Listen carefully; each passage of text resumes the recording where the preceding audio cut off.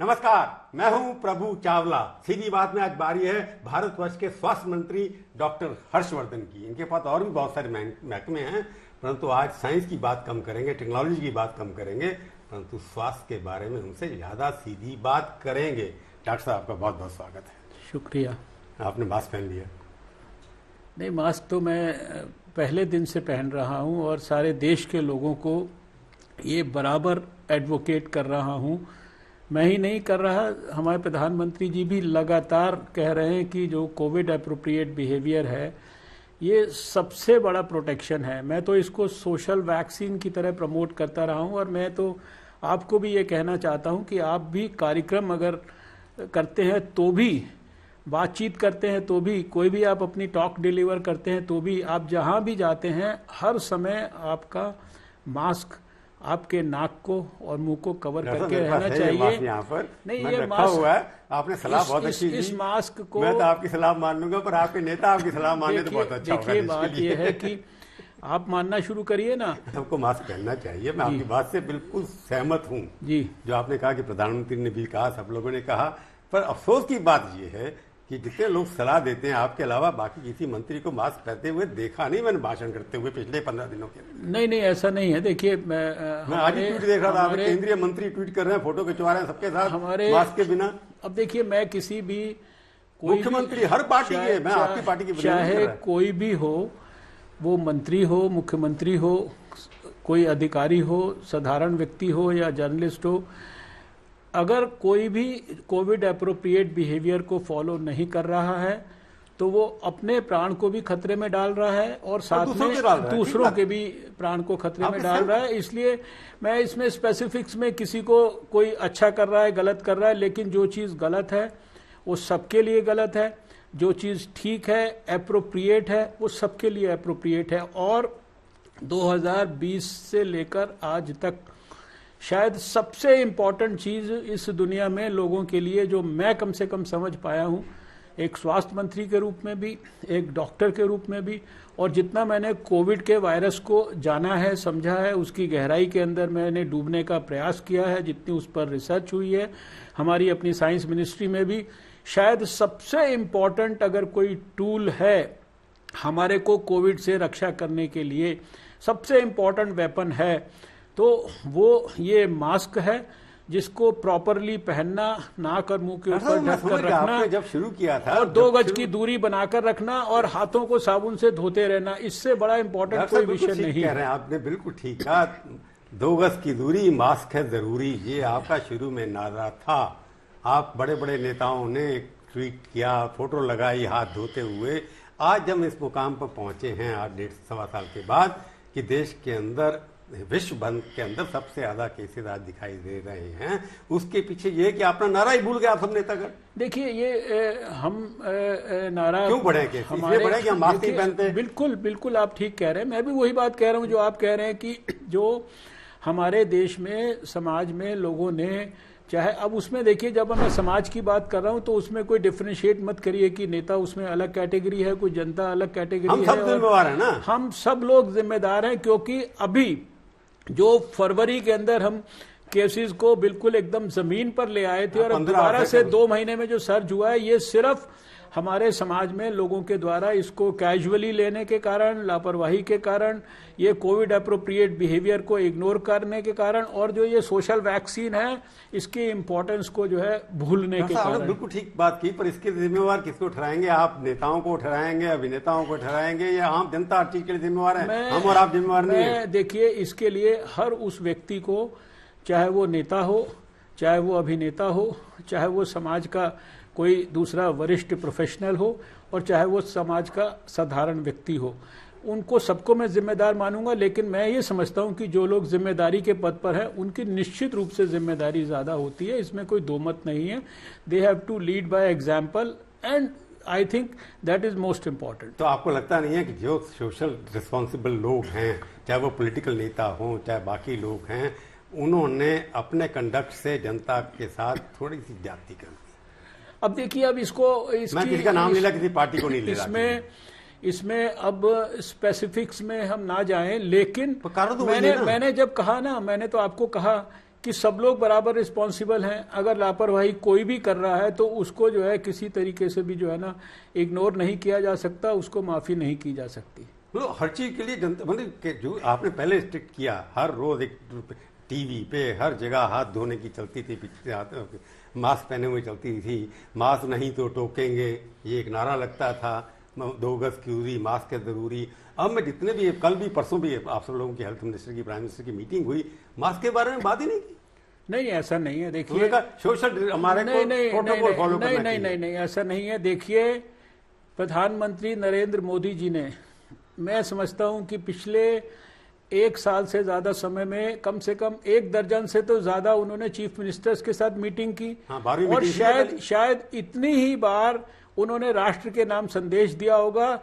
कई बार तो मुझे याद है, एक बार इधर दीपावली से पहले तो उनका 10 मिनट का राष्ट्र के नाम संदेश केवल इसी बात के लिए फोकस था।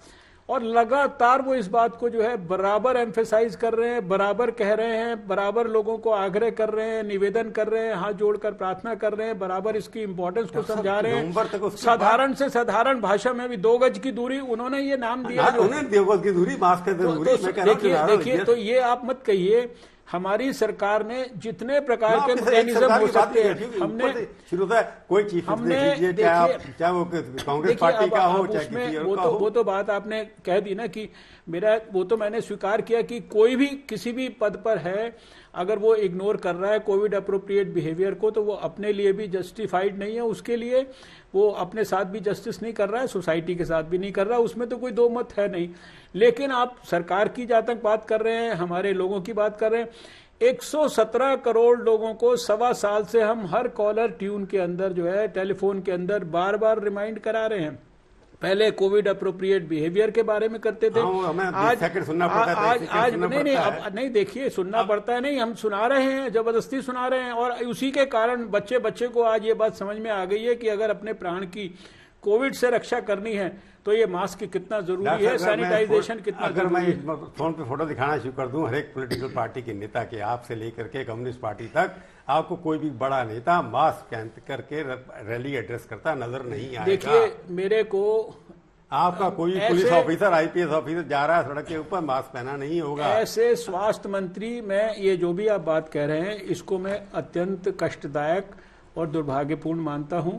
और मैं आपके कार्यक्रम में फिर से सारे देशवासियों से ये अपील करना चाहता हूं, किसी भी स्तर के हों, कि कृपया अगर हमें कोविड के खिलाफ लड़ाई में विजय प्राप्त करनी है, इस संघर्ष को, इसकी सफलता की चरम सीमा तक लेकर जाना है, जिसकी हमने अब तक काबिलियत भी विकसित कर ली है, इसका एक्सपीरियंस भी कर लिया है, इसकी सारी लर्निंग्स भी हमारे पास हैं, सारी टेक्निक भी हमने सीख ली है। तो हम प्लीज फॉर गॉड से कोविड अप्रोप्रिएट बिहेवियर को अपने जीवन में किसी भी समय इसको कॉम्प्रोमाइज नहीं होने दें। आपने जो खोल दिए सारे, हर स्टेट गवर्नमेंट ने प्रेशर, आप भी देखता हूं कि आप कोई स्टेट गवर्नमेंट के लिए अपने क्यों बंद कर रहे हैं, आपने हर पर फंक्शन खोल दिए, होली के बाद इतने लोग आपने एयरप्लेन चला दिए, सब चीज कर दिया आपने, और अप्रोप्रिएट कोविड बिहेवियर किया नहीं। प्रभु जी, आप एक बात समझिए कि जब लॉकडाउन था तो आप ही या आपके साथी इस बात के लिए निंदा करते थे कि लॉकडाउन क्यों किया। अब इकोनॉमी को और जो इसके लॉकडाउन या कोविड के लिए जितने नियम हैं, इनके बीच में बैलेंस बनाने के लिए बिहेवियर की बात कर रहा हूं, लॉकडाउन की बात नहीं कर रहा। देखिए, कोविड अप्रोप्रिएट बिहेवियर कोई ऐसी चीज नहीं है कि बटन दबाया और सारा कुछ जो है कोविड अप्रोप्रिएट बिहेवियर में सबके मुंह पे मास्क आके लग गया। वो तो लगातार परसुएशन से हम जितने भी हमारे पास तरीके हैं कम्युनिकेशन के, जितने भी लीडिंग बाय एग्जाम्पल है, व्हाटएवर हमारे पास संभव है, मैंने 1.25 साल के अंदर एक बार भी मास्क नहीं उतारा है। और मैं तो, आप सारे भाषण भी इसी के साथ दिए हैं, और बराबर जो है मैं तो घर के अंदर भी मेजॉरिटी टाइम जो है मास्क को पहन के रखता हूं। इसीलिए बार बार हम देश के लोगों को कहते हैं, भाई अब आपने अपने अड़ोस में, पड़ोस में, रिश्तेदारी में, दोस्ती में, साथ में, अस्पताल में डॉक्टरों ने सबने मिलकर ऐसे बहुत सारे अपने निकट संबंधियों को देख लिया जो बीमार भी हुए, जिनकी मृत्यु भी हुई। इन्फेक्ट होने लगे पहली बार। देखिए, नर्सिस और डॉक्टर्स तो बेचारे पहले हुए थे, अब दोबारा होने लग गए। दोबारा कोई अलग कोई कोविड थोड़ी है। वो तो जो डॉक्टर्स और नर्सिस तो हमारे सबसे ज्यादा फ्रंटलाइन वर्कर्स हैं, सबसे ज्यादा खतरा वल्नरेबल वही हैं, और पहले दिन से वो सबसे ज्यादा उन्होंने रिस्क लिया, मैं समझता हूं कि उनको तो हम लोग जो है सारा देश उनको सलाम कर रहा है, दुनिया उनको सलाम कर रही है। आप क्या ये बात मानेंगे कि कॉन्ट्रीब्यूशन स्टेट गवर्नमेंट और सेंट्रल गवर्नमेंट दोनों मिलकर के कोविड कंडक्ट जो है प्रोटोकॉल इन्फोर्स करने में कामयाब नहीं हुई है? सरकार पूरी तरह से इस विषय के ऊपर पूरी, जिसे कहते हैं ना, 24 घंटे की अलर्टनेस बना के उसने रखी है। मुझे पता है ना कि 1.25 साल के अंदर हमारा ऑफिस जो है, चाहे संडे हो चाहे सैटरडे हो, 24 घंटे हमारा ऑफिस काम करता रहा है। आपने नहीं कुछ किया, इसके बारे में तो मैं सवाल पूछूंगा आपसे। इतनी मीटिंग करने के बाद, प्राइम मिनिस्टर की मॉनिटरिंग करने के बाद, 24 मीटिंगों के बाद भी अगर केसेस बढ़ते हैं, कहीं ना कहीं कमी तो किसी, आप तो जनता को ब्लेम कर रहे हैं। नहीं, मैं जनता को देखिए ब्लेम नहीं कर रहा, लेकिन कारणों का एनालिसिस तो करना पड़ेगा ना। ये तो अब समझना पड़ेगा ना कि अगर हमने सोसाइटी के अंदर हमने शादियां करनी शुरू कर दी, शादियों में बड़ी मात्रा में लोगों को बुलाना शुरू कर दिया, उसके अंदर कोविड अप्रोप्रिएट बिहेवियर को भूल गए, मास्क लगाना छोड़ दिया, अब ट्रेन में बसों में सफर कर रहे हैं लेकिन जो है कोई सोशल डिस्टेंसिंग हम फॉलो नहीं कर रहे हैं, हम जो है रैलीज कर रहे हैं। हम चुनाव का क्या बारे में क्या कहेंगे आप? चुनाव कराना क्या जरूरी था क्या? नहीं, देखिए चुनाव करना या कराना ये कोई डॉक्टर हर्षवर्धन का विषय नहीं है, ये इलेक्शन कमीशन का विषय है। इलेक्शन कमीशन का नहीं है, पॉलिटिकल पार्टी का है। नहीं, ये राजनीतिक पार्टी अगर चाहती कि इलेक्शन ना हो, इसके ऊपर तो मैं टिप्पणी करने के लिए ना तो सक्षम हूं, ना ही मुझे करनी चाहिए। ये तो इलेक्शन कमीशन को सोचना चाहिए कि वो क्या कर सकता है, क्या नहीं कर सकता। इस पे मैं नहीं कमेंट कोई कर सकता। हाँ, ये मैं जरूर ऐसे स्वास्थ्य मंत्री बराबर कहता रहा हूं कि भाई आपको जो भी अपनी एक्टिविटीज करनी है उसमें कुछ भी करिए, लेकिन कोविड एप्रोप्रिएट बिहेवियर जो है इसको किसी कीमत पर मत। मैं इलेक्शन के बाद इसलिए उठा रहा था, आपने बात ठीक है, इलेक्शन कमीशन करेगा, शेड्यूल है इलेक्शन का, टर्म खत्म हो रही है, इलेक्शन तो कराना ही कराना है। परंतु एग्जाम्पल है कि जब देश की जान खतरे में हो तो चुनाव को पोस्टपोन किया जा सकता है। इतना बड़ा डिसीजन लेना कोई मुश्किल नहीं है, पार्लियामेंट में अमेंडमेंट हो सकता था। मैं एग्जाम्पल कि जैसे इलेक्शन बंगाल में केवल 3300 केस एक्टिव थे, आज की डेट में 15,000 है। चुनाव के बाद देखिए, ये तमिलनाडु में 4,000 थे, आज 25,000 है। मैं ये समझता हूं कि ये जो आपका सुझाव है अच्छा सुझाव हो सकता है। आपने जब एकदम पोलियो देश से खत्म कर दिया, आपने 2 बूंद लगा करके जी, आपसे तो पोलियो मैन जाने जाते हैं, वंडर जाने जाते हैं जी। तो इसके लिए भी कोई इस तरह का बिहेवियर, इस तरह का प्रोटोकॉल होना चाहिए था ना, कि जैसे वहां सक्सेसफुल हुआ तो यहाँ भी मास वैक्सीनेशन करके आपसे कर सकते थे, नहीं किया कर पाए। तो देखिए एक बात समझिए प्रभु जी, जहां तक वैक्सीनेशन का आपने अभी शब्द का इस्तेमाल किया, मैं साइंस एंड टेक्नोलॉजी मिनिस्टर भी हूं। साइंस में शायद इतनी फास्टेस्ट स्पीड से कोई वैक्सीन शायद इतनी डेवलप नहीं हुई होगी कि 1 साल से कम समय के अंदर वैक्सीन डेवलप हो गई हो। 1 साल से कम के पीरियड में 2 वैक्सीन हमने डेवलप करके देश को दे दी। 6 वैक्सीन फार्मूला बाहर से है बनाया। नहीं, उसमें हमारे यहाँ पे सब हो रहा है, जो जॉइंट रिसर्च है, सब कुछ है। 6 वैक्सीन इस समय जो है क्लिनिकल ट्रायल्स के एडवांस्ड फेजेस के अंदर चल रही हैं। 14 वैक्सीन इस समय एक प्रकार से प्री क्लिनिकल ट्रायल्स में है, और 2 वैक्सीन भी जो हमने उपलब्ध कराई उसकी 9.5 करोड़ के करीब डोजेज जो है भारत के लोगों को हम लगवा चुके हैं ऑलरेडी जो है। और आज भी वैक्सीन की जो काबिलियत है, कैपेसिटी है, कैपेबिलिटी है वैक्सीन मैन्युफैक्चरर्स की, उसको रिसर्च को सपोर्ट करने के लिए, उनकी डेवलपमेंटल कैपेसिटी को सपोर्ट करने के लिए हमारे बायोटेक्नोलॉजी में हमारे प्रधानमंत्री जी ने कोविड सुरक्षा के लिए इतना बड़ा 900 करोड़ रुपए का फंड जो है इसके लिए विकसित किया। 35,000 करोड़ रुपए का प्रभु जी हमारे फाइनेंस मिनिस्टर ने आज सारे देश को अगर वैक्सीन उपलब्ध कराई जा रही है तो वो प्रधानमंत्री जी के विजन के कारण भारत सरकार के द्वारा सारे देश को उपलब्ध कराई जा रही है। मैं उस पर आता हूं, मैं डिटेल में जाऊंगा उसके भी अगले। सवाल ये कि उससे पहले जब तक जितनी मर्जी वैक्सीन लगा दीजिए आप, वैक्सीन लगाने के बाद भी लोगों को हो रही है कोविड। मेरे कहने का मतलब ये कि आपको लगता नहीं कि कई चीजें आपको हार्ड डिसीजन मोदी जी लेने में एक्सपर्ट हैं, लेते हैं। इसमें नहीं कि मैं एकदम कोई फंक्शन नहीं होने दूंगा, पॉलिटिकल रैली नहीं होने दूंगा, रेस्टोरेंट बंद कर दिए जाएंगे, एयरलाइंस को थोड़े दिन कंट्रोल करना पड़ेगा, ये सब कोई सोशल बिहेवियर तभी कंट्रोल हो। ये इतना हार्ड डिसीजन लेने में क्या परेशानी? देखिए ऐसा है कि दुनिया में हार्ड डिसीजन जब जरूरत थी तो उसको लेने वाले शायद सबसे पहले लीडर प्रधानमंत्री मोदी जी थे, जब मार्च में 25 या 24 तारीख को उन्होंने लॉकडाउन किया। उस समय की आवश्यकता थी लॉकडाउन। बाद में एक इकोनॉमी को भी दोबारा से रिवाइव करके ठीक करना था और साथ में कोविड को भी कंट्रोल करना था, तो उसके बीच में बैलेंस की स्थिति बनाई गई और उसके लिए सारे दुनिया भर के नियम, कायदे, कानून, स्टैंडर्ड ऑपरेटिंग प्रोसीजर्स ये सारे विकसित किए गए और उसी का परिणाम था कि जो 1 साल तक प्रयास किया गया उसके कारण ही तो भारत के अंदर जो है केसेस हमारे जो है कितने कम हो गए। आपने कोरोना कर्फ्यू लगा दिया, छोटे छोटे धंधे बंद हो गए। मैं तो बड़ा जो काम होना चाहिए, जैसे जहाज अभी भी चल रहे हैं, बड़े मजे से चल रहे हैं सारे के सारे, बड़े बड़े काम, फिल्मों की शूटिंग आपने पहले शुरू करा दी, फिल्म स्टार भी अब हो गए। देखिए इसके ऊपर ये प्रभु जी एक बात सुनिए, अगर जहाजों को चालू किया है तो उसमें भी सारे कोविड अप्रोप्रिएट जो है प्रोसीजर्स अपनाए जा रहे हैं और लाखों लोगों को विदेशों में फंसे हुए थे उस विषम परिस्थिति में भी भारत वापस लेके आया। वंदे मातरम आप उसको वंदे मातरम को उसको आप अप्रिशिएट नहीं करेंगे। सारे देश विरोधियों ने लिखा है, सारे देश में लॉकडाउन लगा हुआ था, एक लेबोरेटरी से 2449 लेबोरेटरी तक पहुंचा दिया। उस लॉकडाउन में हमने सारी लैब्स की जो सेटिंग्स है सारे देश के अंदर पहुंचाई, इंफ्रास्ट्रक्चर खड़ा किया सारे देश में। आज 20 लाख से ऊपर जो है बेड्स का इंफ्रास्ट्रक्चर जो है देशवासियों, दूसरे सरकारों के साथ, सबके साथ मिलकर हमने खड़ा किया। सारे देश में मैन्युफैक्चरिंग की, पीपीई किट्स की, N95 मास्क की, वेंटिलेटर्स की, पूरी तरह से आत्मनिर्भर भारत को कर दिया। जो चीजें इंपोर्ट हो रही थी वो आज एक्सपोर्ट करने की हम स्थिति में आ गए। 150 देशों को हाइड्रोक्सीक्लोरोक्वीन हमने जो है। डॉक्टर साहब बहुत किया, मैं मान रहा हूँ। आप इंफ्रास्ट्रक्चर की बात कर रहे थे, वैक्सीन के ऊपर आपने देखा होगा कुछ तरह से काफी चर्चा हो रही है कि वैक्सीन उतनी नहीं है जितनी होनी चाहिए थी। उम्मीद होती है लोगों की ज्यादा। एक दिन लगता है सबसे ज्यादा 32 लाख भी लोग वैक्सीन लगाए एक दिन के अंदर। एवरेज बनती है लगभग 12 लाख अभी तक। अगर 15 लाख की एवरेज भी लगा लो तो आपका जो टारगेट है वो तो 1 साल में पूरा नहीं होगा।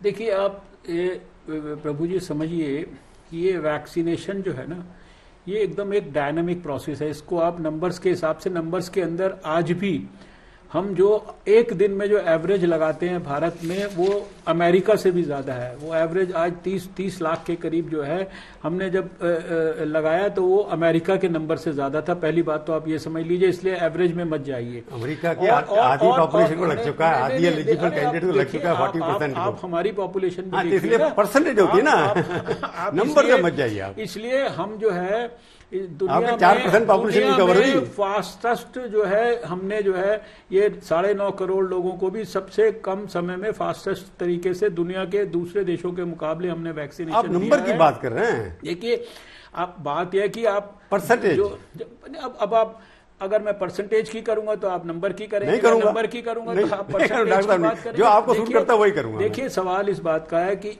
वैक्सीनेशन जो है ये एक साइंटिफिक प्रोसेस है, इसकी साइंटिफिक गाइडलाइंस है। साइंटिफिक गाइडलाइंस को WHO जैसी संस्था का एंडोर्समेंट है और फिर एक हमारी वैक्सीनेशन के अंदर जो वैक्सीन की उपलब्धता की एक हमारी देश की कैपेसिटी है।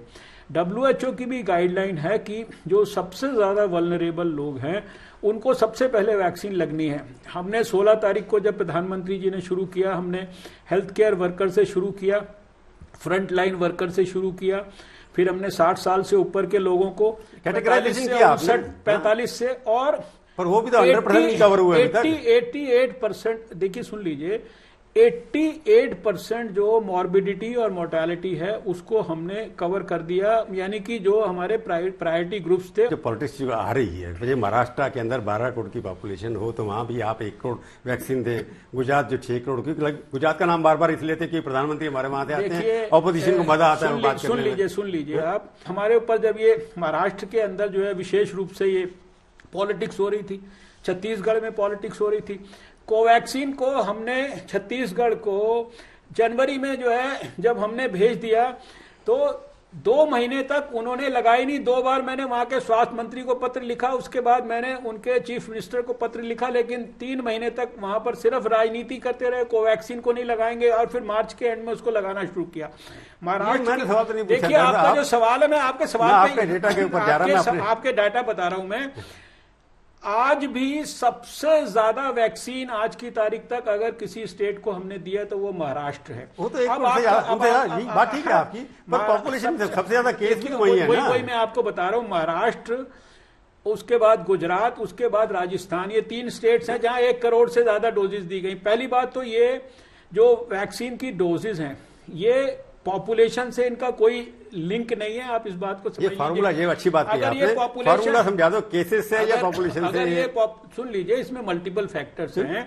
अगर ये पॉपुलेशन से होता तो फिर तो उत्तर प्रदेश को सबसे ज्यादा दी होती हमने फिर उत्तर प्रदेश को तो आप देखो जरा चार्ट में, आपको देख के पता लग जाएगा। बाकी स्टेट्स के अंदर जैसे यूपी की आपने बात की कि यूपी को भी आपने कम दी, राजस्थान को ज्यादा दी, राजस्थान वाले भी कह रहे हैं उनके सेंटर कम हो गए, मध्य प्रदेश आपके यूपी के अंदर सेंट्री काउंटर कई बंद हो गए, कई स्टेट्स के अंदर उड़ीसा जो आपका देखिए फ्रेंडली है, उड़ीसा वालों ने कई सेंटर बंद कर प्रभु जी दिए। एक चीज और समझ लीजिए कि ये जो कह रहे हैं ना इस सेंटर पे वैक्सीन नहीं, उस सेंटर पे, हम सारे देश में स्टेट गवर्नमेंट्स के लेवल पे वैक्सीन को देते हैं।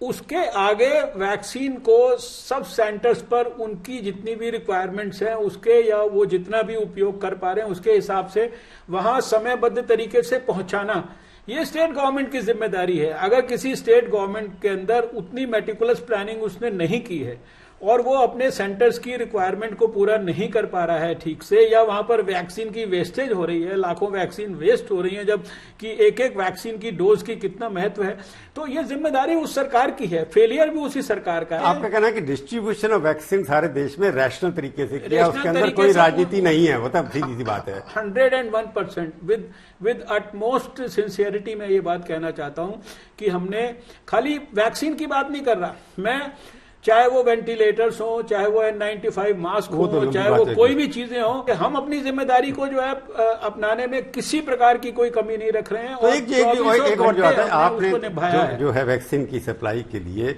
जो बाकी मैन्युफैक्चरर आ रहे थे, जैसे कह रहे हैं कि अमेरिका वाले यहाँ पर आए थे, आपने उनसे सवाल पूछे, उसके बाद वो आए नहीं, आए कि पता नहीं है, इतने सारे नाम आपने बताए, ये जो इतने सारे जो फाइजर है या बाकी हैं, उनको लाने में क्या परेशानियां? देखिए, पहली बात तो आप समझिए कि आपने फाइजर की बात किया, फाइजर ने एक बार यहां पर शुरू में अप्लाई किया, लेकिन जब उनको ये बताया गया कि आपको यहां पर, देखिए हिंदुस्तान में कोई भी बाहर की चीज आती है तो अपने लोगों के ऊपर इस्तेमाल होने के लिए एक ब्रिजिंग का, जिसे कहते हैं ना कि ट्रायल जो है वो करना जरूरी होता है। जैसे ही उनको ये पता लगा कि वो ट्रायल बहुत थोड़े से सैंपल में होता है, जब उन्हें ये पता लगा कि यहाँ पर ये करना जरूरी है तो उन्होंने अपनी एप्लीकेशन को विड्रॉ कर लिया शुरुआती दौर में ही। आज तक फाइजर ने कोई हमें एप्लीकेशन नहीं दिया, मॉडर्ना ने कोई हमें एप्लीकेशन नहीं दिया किसी तरह की, और बाहर के जो स्पुतनिक है उसकी हमारे पास एप्लीकेशन है, उसको मैं समझता हूँ हफ्ते 10 दिन के अंदर उसको जो है इमरजेंसी यूज ऑथराइजेशन मिलने वाला है। जैसे